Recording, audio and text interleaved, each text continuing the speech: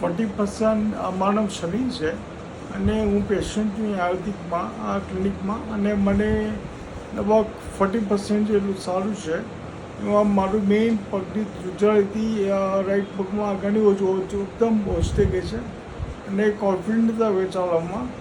અને મેઇન વસ્તુ જે આપણે માટે જે પગ ટ્રેક થતા હતા ઘસાતા એ હવે સ્ટેપ બાય સ્ટેપ પડે છે. એટલે આઈ ગેટિંગ ટ્રીટમેન્ટ લાઈક બધી કરીશું.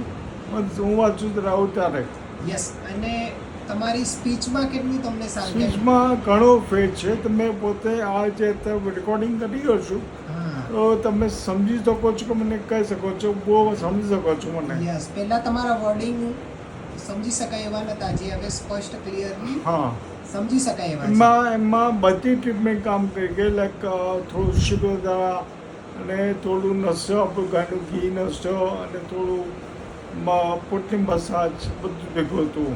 સરસ. એટલે ઇનબિલ્ટ કોન્ફિડન્સ ઇનકેસ. અને ઉપરાંત એ એક્સટર્નલ હતું અને દવા કામ કરતી ઇન્ટરનલી કામ કરતી. કેટલા પર્સન્ટેજ તમને ઇમ્પ્રુવમેન્ટ લાગે? અરાઉન્ડ 40% ઇમ્પ્રુવમેન્ટ જેટલું છે અત્યારે.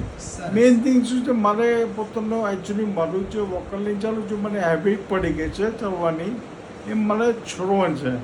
એ થોડું મારે પોતાનું સેલ્ફ મારે હાઈ કરવું પડશે, કારણ કે આ તો છે જ.